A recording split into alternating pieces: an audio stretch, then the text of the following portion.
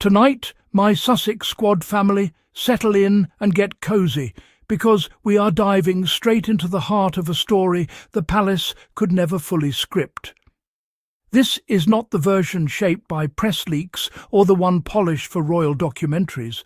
This is the version written in something far more revealing, the nicknames people use for Harry. You can learn more about a person from what those closest to them call them than from any official biography. Nicknames are intimate, unfiltered, honest, and very often they expose the things an institution wishes you never noticed. From the very beginning, Harry's story was shaped by a quiet rebellion. His official name, Henry Charles Albert David, was heavy with royal seriousness, almost like a name designed to sit in a gold frame. But Diana looked at her baby boy and chose something different. She called him Harry from day one, a name that felt warm and human, a name that belonged to the world rather than the palace corridors. The establishment wanted Henry formal and stiff, but Diana chose Harry bright and real. And that alone was a message. She was not raising a statue. She was raising a son who would grow up to connect with real people, not just bow to protocol. That simple choice shook the palace more than anyone realized. Henry fit the mold, Harry did not. And from that moment on, his life became a tug-of-war between expectation and authenticity. Every nickname he collected over the years traced that struggle. When he grew up and found himself navigating life under the public spotlight, those names followed him, telling the truth no press release could hide. Think about that moment after Prince Philip's funeral, a moment dripping with grief and heaviness, the kind of moment when most families reach for comfort. And what did William do the moment he saw his younger brother? He called him Harold. Now, nobody calls their brother Harold, unless they are trying to underline hierarchy, a little reminder that one person belongs above the other. It was cold, deliberate, and soaked in resentment. It was not a name, it was a message. You stay in your place. Harry, on the other hand, always used looser, friendlier names for William, like Willie, the sort of nickname siblings use when they are actually close. It showed the difference in how they saw each other. Harry wanted a brother, William wanted a subordinate. In one simple exchange, you could hear decades of tension echoing between them. And then there was King Charles, with his favourite phrase, "Darling boy." It sounds tender at first, but Harry explained more than once that this was Charles' emotional life jacket, something he used when he had nothing real to offer. It was polite affection, wrapped in distance. Charles loved his son, yes, but he loved him through layers of royal training that taught him to fear vulnerability. Darling boy was his way of reaching out without opening up. Now step forward into Harry's adulthood, where he finally meets someone who sees him fully. When Meghan calls him H, that tiny letter explodes with more warmth than an entire stack of palace statements. It is not performative, it is not symbolic, it is personal and simple and soft. And when Harry calls her Meg, you can hear the relief in his voice. It is the sound of someone who finally found a home that does not require perfect posture or rehearsed lines. That intimacy terrified the British press because it was genuine, and genuine love cannot be spun into palace-approved PR. That authenticity threatened the hierarchy because it did not ask for permission. And then we reach one of my favourite chapters, Harry in Australia. He travelled there not as a royal asking for special privileges, but as a young man who wanted to live freely among regular people. And what did Australians do? They gave him the nickname Spike, which he loved so much he used it as his secret Instagram name. Spike was affectionate, friendly, playful, the kind of nickname you earn by being approachable. It showed who Harry was when nobody around him felt forced to bow or speak in carefully measured sentences.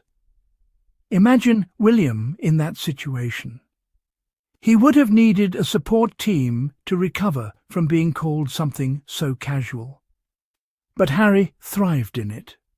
That is because he grew up with a mother who taught him to value people as equals, not props. From Spike to Haz to Baz to Prince Jackaroo, his nicknames came from camaraderie, humour, connection. You do not get nicknames like that unless people feel comfortable around you, unless they see you as someone they can laugh with instead of tiptoe around. Meanwhile, William became known for a temper that made entire staff members breathe like they were defusing a bomb every time he walked into the room. Harry brought people together. William froze people in place.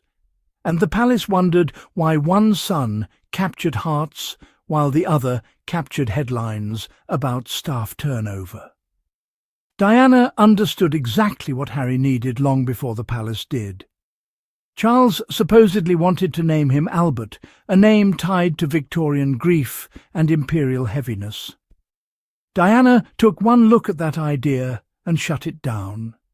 She did not want her son wrapped in history he did not choose, weighed down by symbolism he did not ask for. She wanted him free. She wanted him grounded. She wanted him emotionally alive, not chiseled into palace expectations. And the older Harry gets, the clearer it is that she built the foundation he stands on today. This is why the jealousy toward him began long before Meghan ever entered the picture. Harry was always the one who could light up a room. He was always the one who could make strangers feel like old friends in seconds. He was always the son who got Diana's instinctive empathy, and the institution tolerated it only as long as he stayed in the spare role, cheerful, obedient, predictable. But the moment he matured, found his voice, and built a healthy life for himself, suddenly the palace lost its grip on him. And when the palace loses grip, the tabloids receive briefing notes. Suddenly Harry was painted as a problem, not because he changed, but because he stopped allowing himself to be controlled. Nicknames tell the real story. They expose who loved him, who tried to control him, who feared him, who envied him, and who stood by him. When Meghan calls him H, you can hear safety.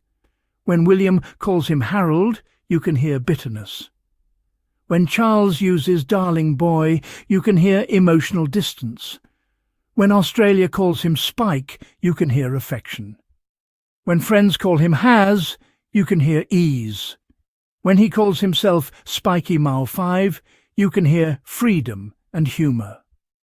Each name marks a step in his journey, from a child shaped by palace coldness to a man who built a life overflowing with warmth. He broke the cycle. He refused to pass inherited trauma to his children. He chose healing over duty. And that is exactly why he is attacked. Not because he left the institution, but because he outgrew it. Not because he spoke out, but because he spoke truth. Not because he chose Meghan, but because he chose authentic love over an outdated hierarchy. Harry is living proof that you can come from one of the most restrictive environments in the world and still create a life full of compassion, humour, intelligence, and emotional clarity. And that is why the Sussex family thrives while the institution tries to figure out how to spin their glow. Before we wrap up, make sure you subscribe so you never miss one of our deep dives. If you want to help this channel grow, feel free to support through Super Thanks or buy me a coffee to keep these discussions going strong. Your support keeps the Sussex Squad united, loud and thriving. Thank you for being here, thank you for standing with Harry and Meghan, and thank you for helping our community grow.